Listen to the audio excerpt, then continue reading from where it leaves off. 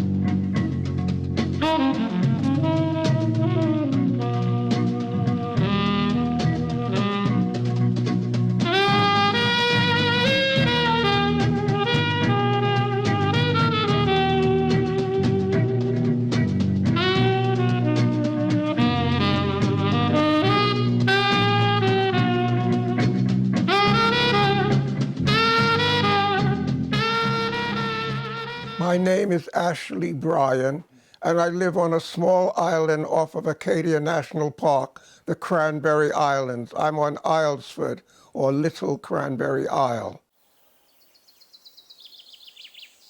I'm an artist, teacher, and I was born drawing, never stopped.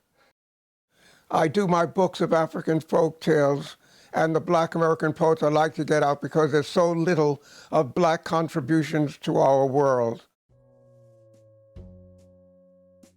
When I graduated high school and went around to get a scholarship, you had to have a scholarship to go beyond high school. And although my portfolio was said was the best portfolio we've seen, but it would be a waste to give a scholarship to a colored person. So that was my first real confrontation with my color being an obstacle for going forward.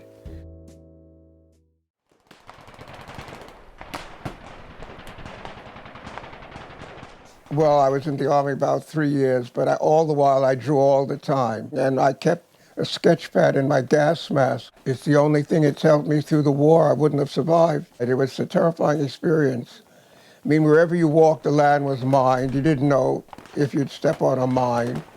And at night, the bombers would come over. And there were snipers all along the shore. The Germans had set up outposts. So any irregular movement, you could be picked off. So you lived with that daily. Whenever there was a break in work, I draw the fellows at work or rest. And that continued all through the war. And I would send home my drawings, and my family saved them in a footlocker in my room. So after the war, I had all the artwork I'd been doing. After Hiroshima, I learned you don't have anything more than the very moment in which you are living. So love it and make the most of it.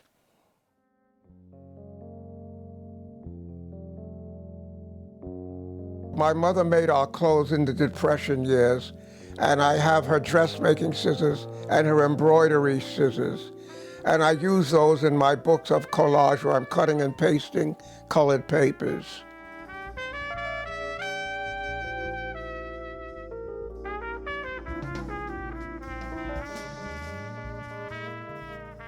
This was an important book for me to do because it came from an African folktale in which the birds of all colors met And when they asked who is the most beautiful, they all said Blackbird is the most beautiful, how very black he is. But this was a story that celebrated black, and I wanted to get it out. It was important for me to do it because children in schools are often put down by their color, and this one made them feel good about their color. Through the child, I experienced the meaning of life and the excitement of discovery and adventure, because that's what the child is about.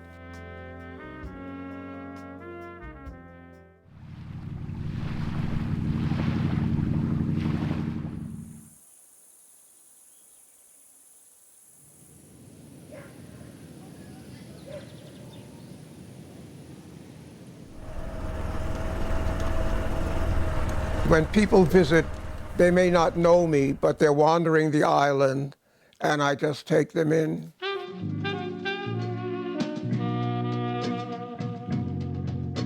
I always hope that they'll enjoy what they see, and they will smile, because my thing is, you come in with such a pressure, and when you walk into my house, I'd like that to be lifted, and you'll smile as you look around. And I hope that your time for you is as important to you as my time is to me.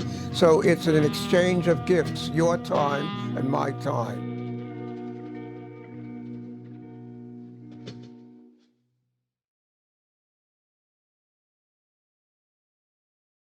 Thank you, Ashley Bryan.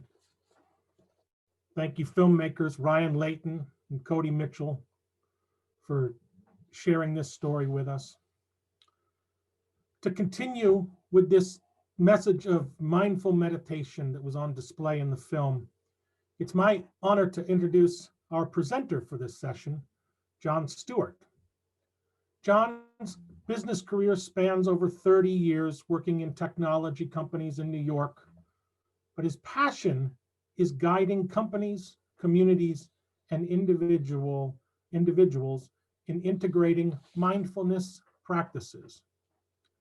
So please take a moment to notice the Q&A box in addition to the chat that's on your webinar screen. That's where we'll be collecting questions for Jon and all the other speakers today. So I know we'll find great inspiration. Please join me in welcoming Jon Stewart.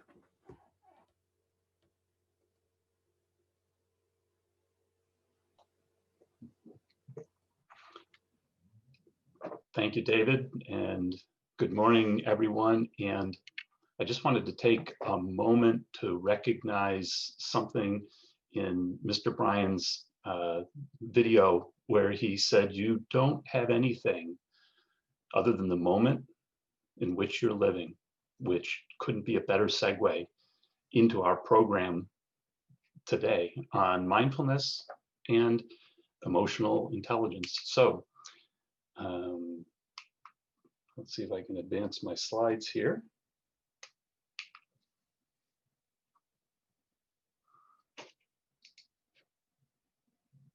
There we go. So to get started, I'd like to do a brief arrival practice. Oftentimes when we arrive in a meeting or we arrive in an online session, our bodies and our minds are separated. Our bodies are here, we're present in front of our computers, but our minds may be elsewhere. So I just want to spend a moment and see if we can bring everything together into the present moment with us right here. And to do that, we're going to use the gift of our breath. And we're just going to spend a little time focusing on our breathing. And you can leave your eyes open or you can close them gently if that's easier. And I'd like you to just become aware of your breathing. You've been breathing all morning, but you may not have been aware of it. Maybe noticing, where do you feel the felt sense of the breath in the body?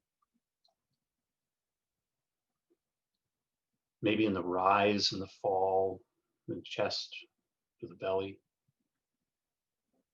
Warming and cooling in front of the face. Sensations in the throat. Wherever it is, just allow your attention to rest there.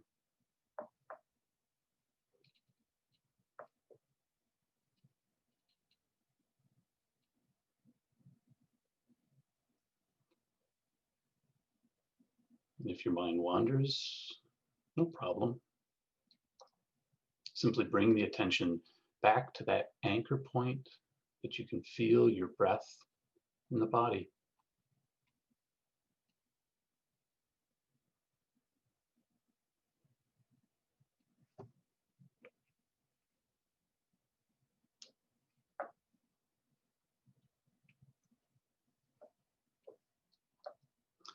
If it's helpful, you can silently say to yourself, breathing in, I know I'm breathing in.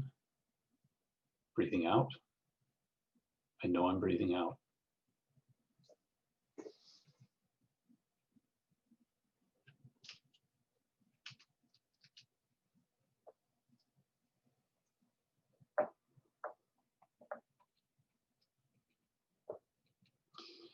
And as we move towards close, no matter how the last minute or so has gone, see what it might be like to follow the next few cycles of breath with a gentle and collected attention.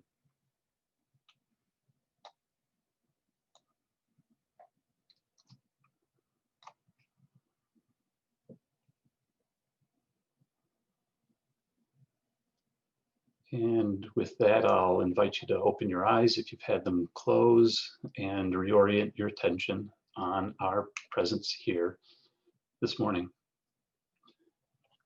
So good morning. My name is John Stewart, and I'm delighted to be with you this morning. I'm a certified teacher in a program that's called Search Inside Yourself.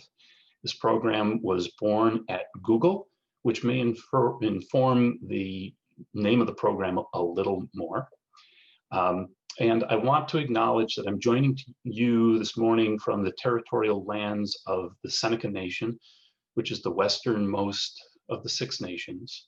I'm in the Finger Lakes region of upstate New York, specifically in Rochester. And we'll spend some time this morning talking about mindfulness and meditation, what they are and how they can be helpful to us in the world that we find ourselves in today.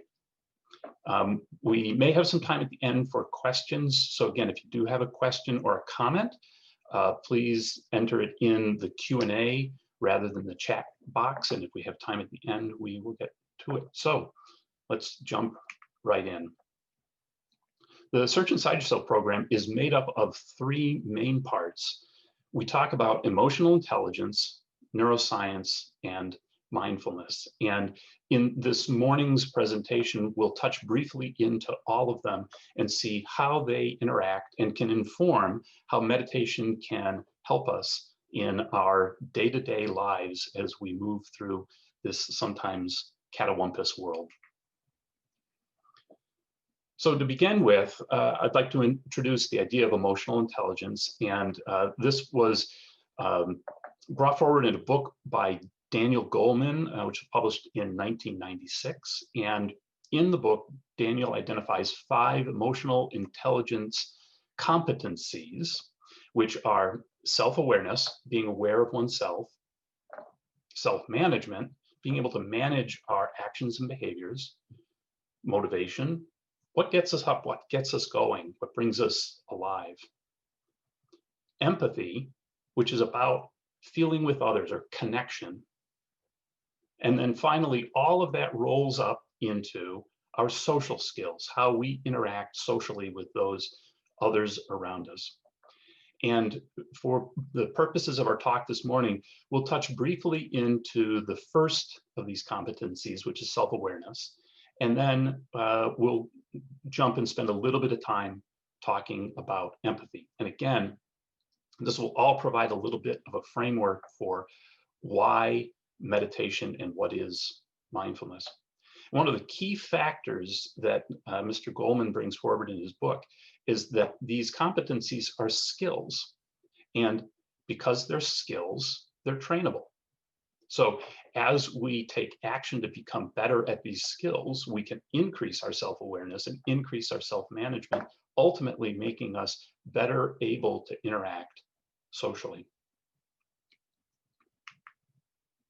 So in our over-connected world today, when we've got computers and phones, even our watches, are making sure that we're constantly connected with our digital barrage of information, can sometimes leave us feeling like this. And we sometimes, when we feel like this, even though we're surrounded by all of this information and all of these feeds, we feel somehow alone. And it can become overwhelming. It can feel like there's nowhere to turn. And that's some of what the content that we'll be talking about this morning can allow us to help with. It can help us to unconnect from that barrage of information. And I'd like to introduce a concept. The acronym is called VUCA, and we've already heard this a couple times this morning. The world we live in today is volatile. You only need to look at the past week to recognize that we live in a volatile world. It's uncertain. I can tell you that for me and my family, in this COVID time, we've substantially drawn back our planning. We're not planning out nearly as far as we used to because of the uncertainties. It's complex, it's hyper connected. There's information that we feel like we need all over the place, and sometimes it's just hard to connect with. And it's ambiguous. There's no clear answers to which is the correct path to go. So volatile, uncertain, complex, and ambiguous, the acronym is VUCA. And it kind of describes the world we're in today, and we'll use it as we go through our presentation. And there was a study done of people. They were given a cell phone app, and periodically during the day, the app would go off and it would ask them questions about what they were doing. And one of the questions it would ask is, how focused are you on your activities? And what they found was that almost half of the time, people reported that they were mind wandering. They weren't really focused on the task at hand. And additionally, in that app, when you reported what you were doing, you were asked to report a subjective sense of happiness. How content were you with what you're doing? And when people were in this mind-wandering state, they reported less feelings of happiness. Additionally, 70% of leaders report regularly being unable to be attentive in meetings, and only 2% regularly make time to enhance personal productivity. So the result of all of this is something that we'll refer to as autopilot. It's not being fully present in what we're doing. And when we talk about the traits of being on autopilot, which again, we tend to be roughly half the time, our attention is either in the past or in the future. And when we talk about thinking about things in the past, they tend to be things that bother us from the past, things that have upset us. And when we talk about our attention being in the future, it tends to be things that we're worried about.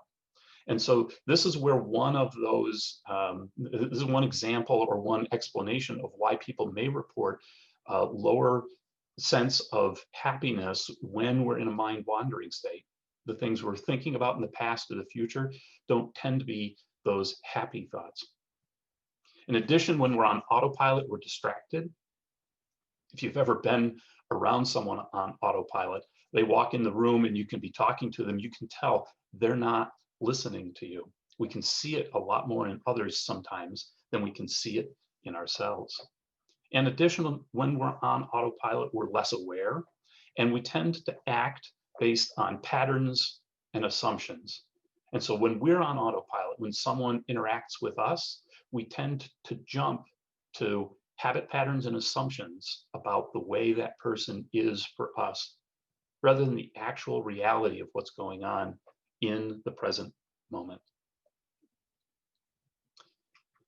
So next, I'd like to share a quote that's was summarized by Stephen Covey, and it represents the work of Viktor Frankl, who was a Holocaust survivor and a student of how humans interact and how humans deal with setback. And the words from Mr. Frankl are, between stimulus and response, there's a space. In that space is our power to choose our response. In our response lies our growth and our freedom. So we have a tendency to think about cause and effect. Something happens and something else happens, and it's just connected. What he's saying here is that there's oftentimes actually a space in between an action and the reaction. And when we're able to see that space and we're able to use that space, we can change our reaction to things in our environment. So how do we get off autopilot? Well, the answer is mindfulness, which is good because that's a part of the talk this morning. And before we can go much further, I feel like we need to have a working definition of mindfulness. So I'm going to define mindfulness as simply being aware. Now, there are much more flowery and involved definitions of mindfulness, but for purposes of our time together this morning, I think just using the term being aware is sufficient.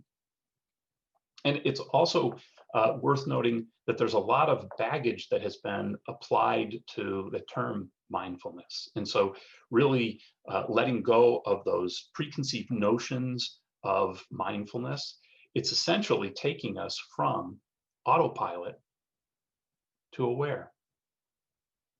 So aware of what? Well, we talked about those 5 emotional intelligence competencies, and the first one we said we would explore a little bit was self-awareness. So using mindfulness, we are able to become more aware of how we act and show up in the world. And it turns out that according to Mr. Goldman, self-awareness is kind of foundational to all of the other emotional intelligence skills. And so without awareness of ourselves, we're less able to skillfully interact with others, which is good news because it means when we start out in all of this, we're just working with ourselves. We don't have to worry about working with any other people. So next, I'd like to introduce the first of something that we'll call a micro practice. A micro practice is short, thus the term micro. This one is going to be done in 3 breaths. And because of that, it'll take less than 30 seconds to do. And you can do it anywhere at any time. You don't have to do it in any specific way.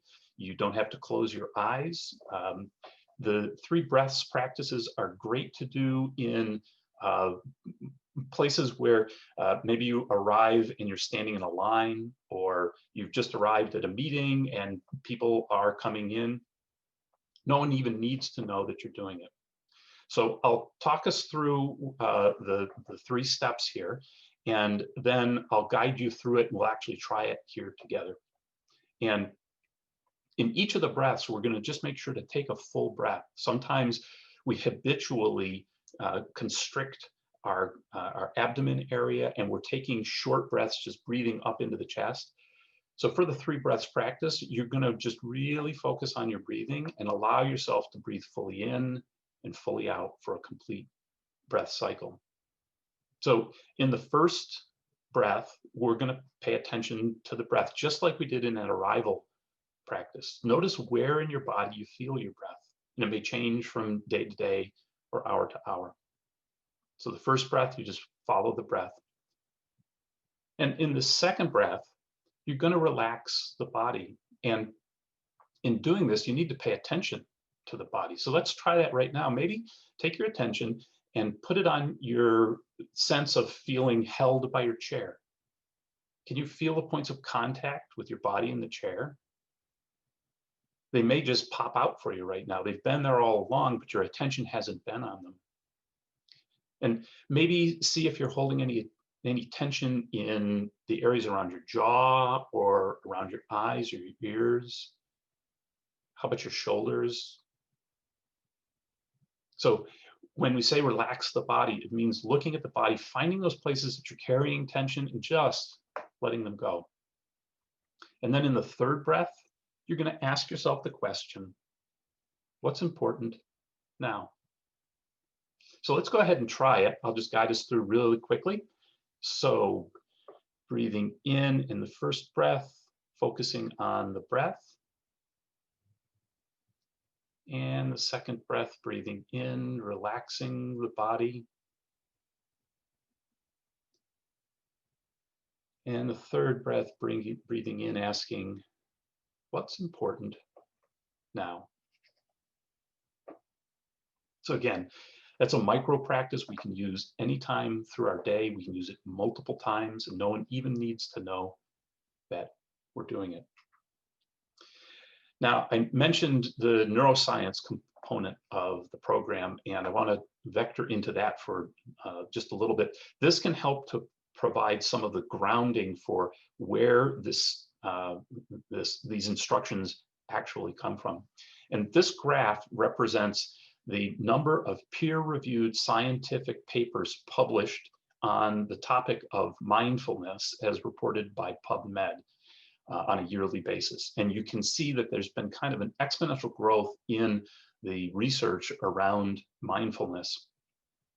And the uptick begins in around 2005, and it's attributed to the creation of an instrument called the Functional Magnetic Resonant Imager, or fMRI. And this is a machine where scientists can put a participant in the machine and take a look not only at their brain structure, but also at the blood flow in the brain, so that they know what structures in the brain are actually active when the participant is doing something. So it has really facilitated research on the brain. And in a bit of scientific humility, I'll just point out that we've only been significantly at this for a little over the last decade. So we're early on in the process, but the early numbers, the early indications are quite impressive. So now I want to talk about a specific study that was done by Judson Brewer. And in this study, he had participants that were in this fMRI, and in between the different pieces of research they were doing, they decided to turn the machine on while the participants were just resting in the machine. And they wanted to take a look at what was going on in people's brains when they weren't focused on anything in particular, when they were just at rest. And they were kind of assuming they were going to see cessation of brain activity, and that's not at all what they saw. In fact, what they saw is when people were not focused on anything in particular, different disparate brain regions would light up, and they coined this the default mode network. And it's an image or snapshot of the brain when we're in that resting or mind-wandering state, which tends to be associated with self-referential thinking. And an interesting thing to note is that the default mode network becomes less active while we're meditating. And an additional interesting fact there is that for active meditators, their default mode network shows less activation even when they're not meditating.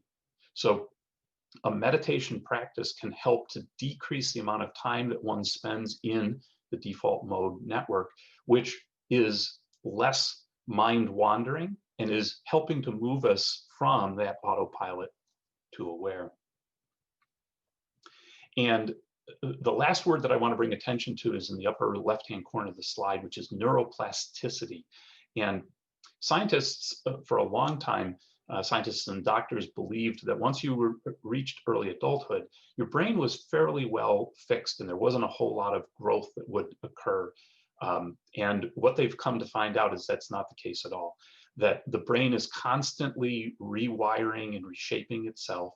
And they use the term neuroplasticity. And a phrase that can reflect that is neurons that fire together, wire together. So as we're using our brains in neuronal pathways, the more we use them, the more they interwire, the stronger those neuronal pathways become, and we actually grow in that capability. So if you, for example, play an instrument and use your left hand for fingering, you will find that you'll grow neuronal connection in the area of the brain associated with finger control of the left hand. Similarly, if you do an action like meditation and you practice it over and over, you will grow the neuronal connection associated with attentional control, which you can then use those newly grown neural pathways to help when you're not meditating, when you just are doing an activity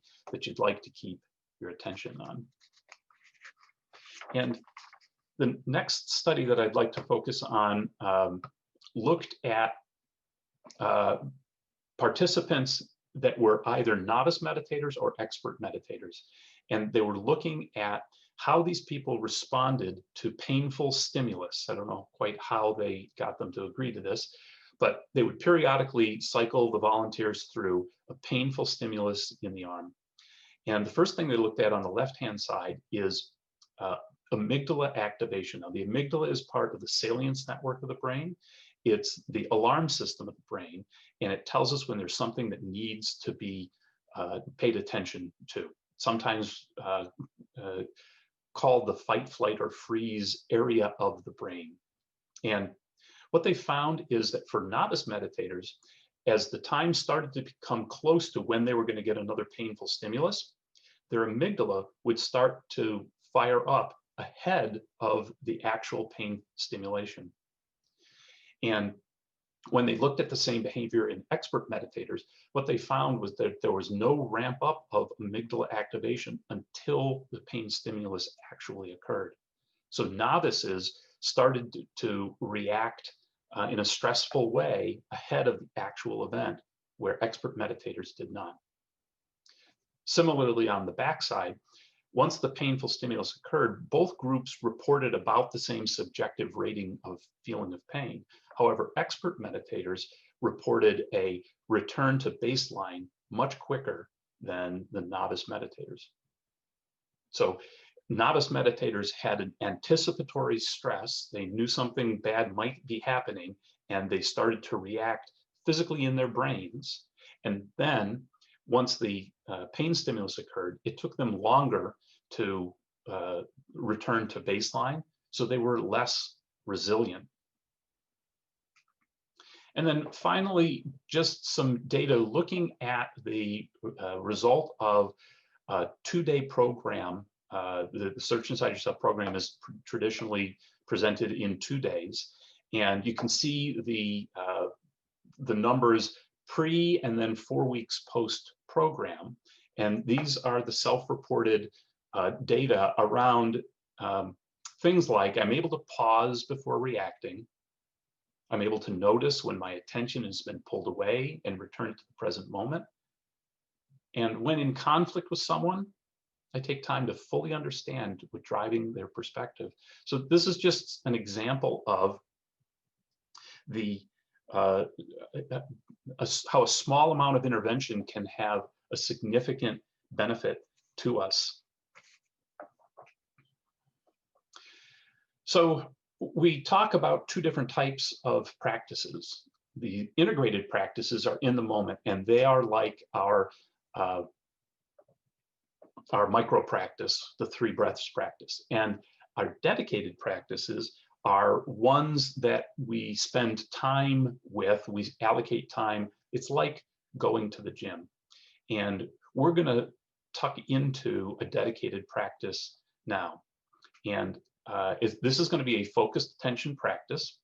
And I'll walk you through the way this will go, and then I'll guide us through the practice in just a moment. So to start with, I'm going to ask you to follow your breath, just like we did in the arrival practice.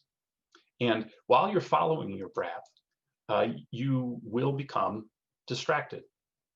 You'll notice that your attention moves from your breath to something. And that's perfectly fine. And what will happen is you'll notice that you've been distracted. And all you need to do is just reorient your attention back to your breath. It's a circular process. And the most common thing I hear when people say, I'm no good at meditation, I've tried it, I can't follow my breath, I constantly get distracted. It's not that they're not good at meditating, it's that they have the wrong definition of what meditation is. It's not about a constant state of undistracted bliss. It's about learning to control our attention. And it turns out that that distraction is central to the process. So when you're distracted and you notice that you're distracted, that's the learning part. That's like doing the one-arm curl in the gym. That's what actually grows our ability to notice where our attention is. And so when you become distracted, instead of beating yourself up, you can celebrate. Oh, great, I get an opportunity to notice that and reorient my attention to my breath. And it's the way the process is supposed to work. So I'm doing it right. So let's go ahead and let's try a brief mindful breathing practice. So to begin with, I'll invite you to find a position for your body where you can feel both alert and relaxed. The back is typically straight, but not rigid. Check in with your head. Is it too far forward or too far backwards? Just wiggle anything that needs attention, like raise and lower the shoulders. And it's usually easiest if you can close your eyes. If you can't, just allowing your gaze to drop and not to necessarily focus on anything. And now I'll invite you to bring your attention to your breath. You may notice the movement of the abdomen of the chest, warming and cooling of the air in front of the nose, sensations in the throat. Wherever the sensation is most vivid for you, allow your attention to rest there. For the rest of this practice, think of this sensation as your anchor point or your anchor breath. Whenever the mind wanders, bring it back to this feeling of breathing.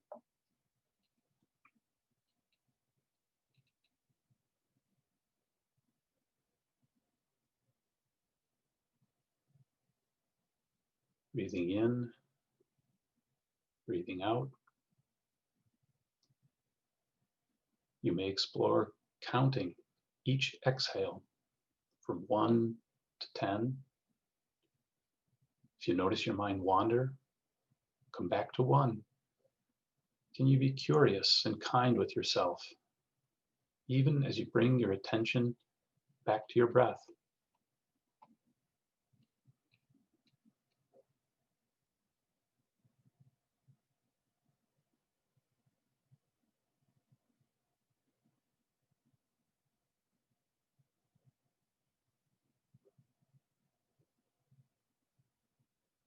The attention wanders. As soon as you notice, simply return to this awareness of the breath, kindly, gently, allowing the breath to be a kind of home base or anchor for awareness.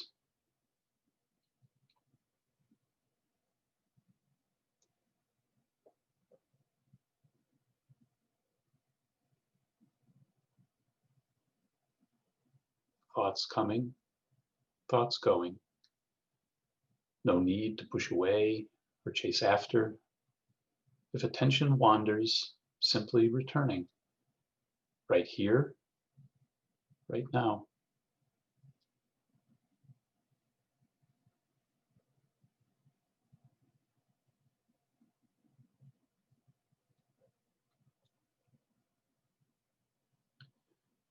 Now we'll sit quietly for 2 minutes, making just the right amount of effort to follow the breath, or just sit here being aware of whatever arises for you.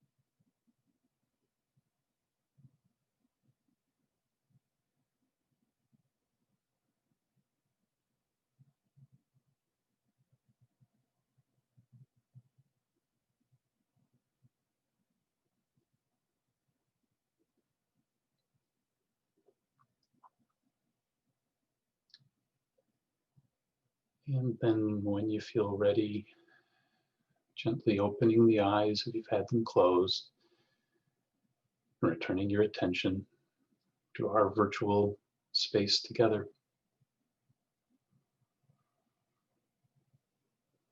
Thank you for that. And if you do have any thoughts, reflections on how that was it easy? Was it hard? Were you totally distracted? Were there some times of being able to stay focused? Feel free to write something into the Q&A. Or if you have other questions of anything related to this or any of the other content, feel free to enter it in the Q&A panel. So kind of summarizing where we are at this point, we live in the VUCA world. It's volatile, uncertain, complex, and ambiguous. And mindfulness is that movement from autopilot to aware.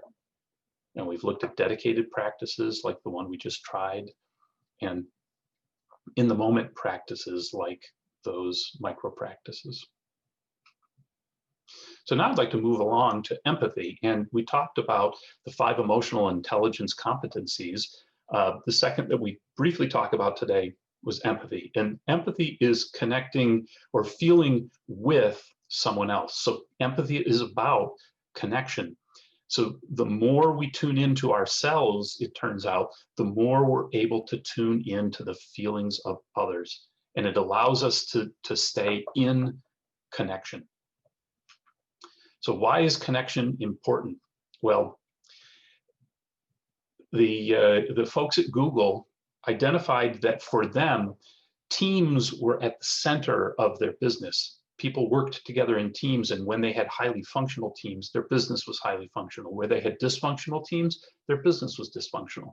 So as only Google can do, they looked at all sorts of data points around good and less functional teams in their organization to look at what were the correlating factors. And they looked at all sorts of stuff. What they found is that the norms around teams' interactions were by far the most important. And at the top of the list was something they called psychological safety.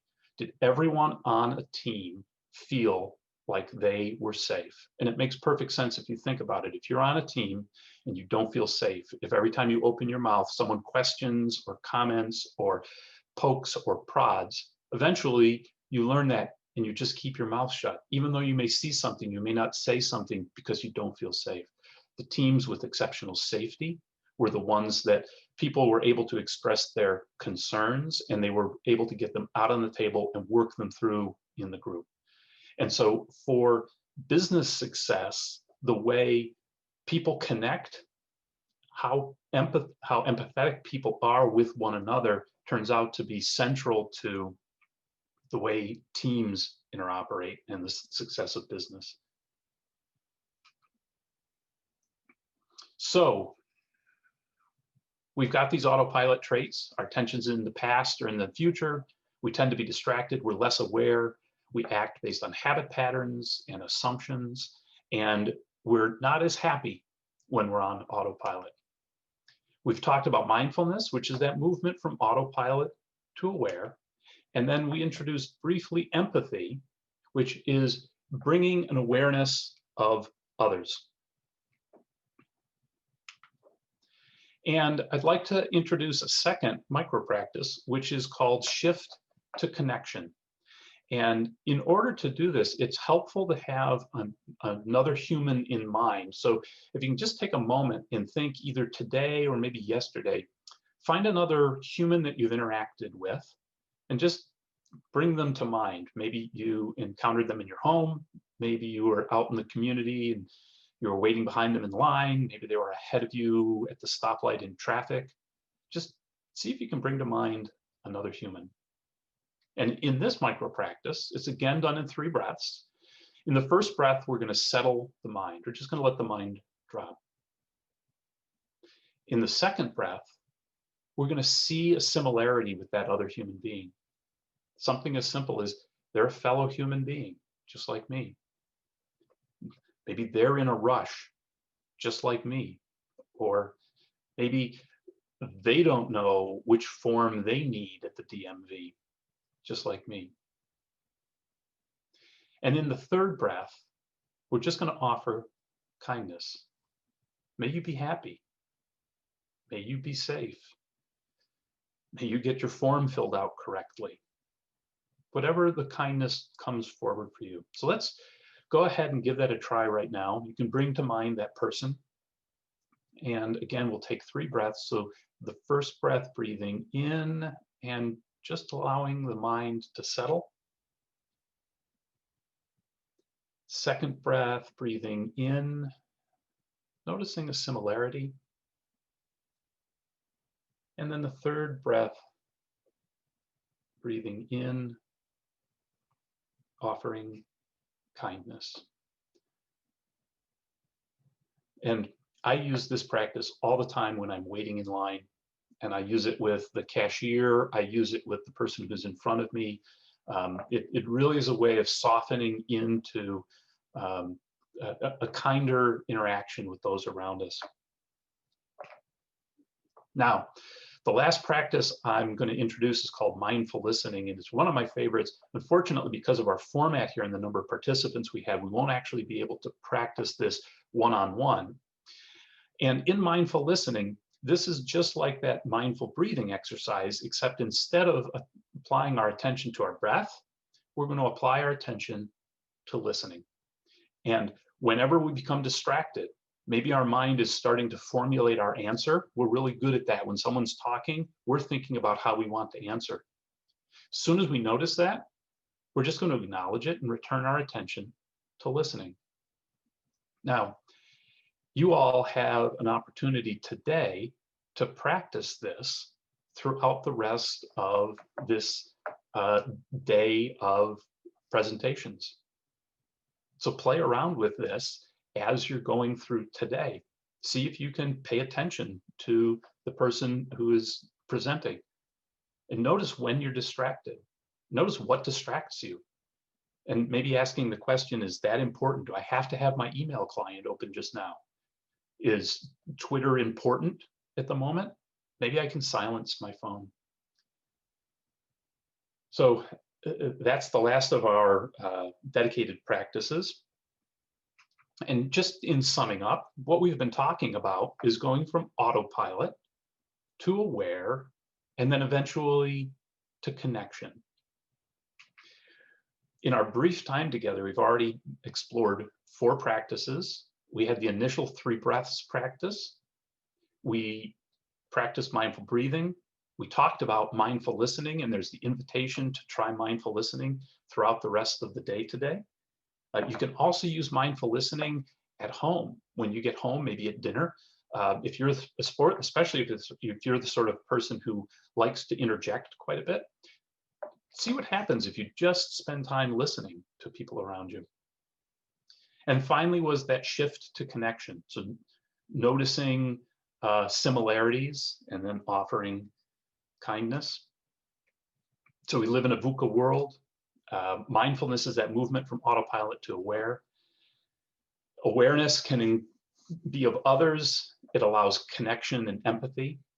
And then the invitation is to find ways to practice both those dedicated and those integrated practices. And so with that, we have just a few minutes. Are there, Julie, are there any questions that came forward in the Q&A box that we can investigate? Yes, actually, absolutely. Hi, everyone. I'm Julie Horn. I'm one of the staff members at the Maine Arts Commission. Just really quickly, I wanted to say thank you, John. That was absolutely fascinating and such relevant tools. I appreciate it. I am definitely, as the day goes forward, going to do some of those things that you suggested. So we have just a couple of minutes, but we've got quite a bit in the question box. So I'm just going to jump around and try to get to a few of these. Is the mindful listening linked to the 3 breaths? What are those prompts, if any? So no, mindful listening is just about noticing where your attention is and putting it on listening. So you can try it right now as I'm talking. Simply allow your attention to be on listening. And as thoughts arise, just notice that and return your attention to listening. That's the whole practice. Fantastic. Let's see. Sorry, there's so much. I'm trying to get through this. There's one that says, I'm a highly productive person. I do a lot of things and I feel satisfied with my life overall. However, I notice that even though I've achieved lots of things, I'm on autopilot most of the time. Could it be that my driven force to achieve things is having always something to do or a goal on the horizon? Yeah, so first, just a recognition that autopilot is not always bad. If we had to think about every single thing that we would do, that we needed to do, we wouldn't have any time to do anything. And so those things that we cue in to autopilot can really be helpful. It's like learning to ride a bike. Once you've learned to ride a bike, you don't put your attention on balance. It just kind of happens. So autopilot is not always bad. It's the invitation is to just notice when we're on autopilot, and then also recognizing that when we interact with people, when we're on autopilot, we tend to have habituated responses. So I'll pick on my wife. I know the way my wife shows up in the world, and so when she comes up with a comment or a question, if I'm on autopilot, I've already pre-filtered for everything that's going on, and I can sometimes act unskillfully, and she lets me know. And so being aware of how someone is showing up in this moment can really help us change our responses as opposed to that habituated. And that there is, if you've found motivation in what you're working on, if things that you do motivate you and it truly inspires you and gets you going, that's fantastic. That's fantastic. So if your activity is around what lights you up and what makes you alive, it's like a musical performer who will say, I will play 24/7. If I can get an audience, it lights me up. If what you do is find yourself doing it so that you're distracted, there may be something to learn there. So maybe looking at the intention of why this why the busyness. Is it about distraction, or is it about truly feeling a motivation and a drive? Very good. I think we've got time for maybe one more. This is from Arthur Fink. You've described a kind of patterning where we train part of the brain to organize its efforts in particular ways. After such strong patterning, how do we really initiate significant change? Yeah, so and I think the patterning, there's a couple types of patterning. So our habits, we form habits all the time, and being aware, I think, is the answer to that question. So if you have habits that you've formed in your life, being aware of them is the first step to being able to control them or change them. If we're not aware, we just stumble through as without a true awareness of why we're doing what we're doing. I always come home and I just put my keys in the same place and I don't even think about it. The neuroplasticity allows us to change the way our brains are wired to bring on new patterns. So if there is something that we want to do more of, just being aware that the neuroplastic nature of the brain allows us to bring on these new patterns. And habit formation happens in about typically 21 days. So if you have something that you want to try to bring on, try to set yourself a goal of repeating the activity daily for the better part of a month. And after a period of time, it habituates within us. There's a lot of good literature written on how habit patterns are formed and how to break them. So I think that's in the patterning aspect there. Okay, John, I am going to include one more, and that is, do you teach online regularly or have a live class? So the Search Inside Yourself Leadership Institute, which is SILI is the acronym, SIYLI. We do provide the class online, and there are classes around the world, and there are also bespoke classes. So and back before COVID, this used to be taught in person, and post-COVID, we will teach in person again someday, because you can imagine with the connection, there is something about physically being co-located with people. But yes, it is taught online, and yes, it is taught around the world. Fantastic. Thank you again so much, John. And so we're going to close this session today, but just as a reminder, I've posted in the chat box the links for the next two sessions that are coming up at 10:30, and those are Asking Through Adversity with Matt Lehrman or Making Engaging Video Work Inside a Total Marketing Campaign with Hero Media. So if you want to continue on with us, those are the two offerings at 10:30. And again, I posted those links in the chat box. So we'll end the session here and say thank you so much to John Stewart. And I hope we see you again in the near future. Thank you so much.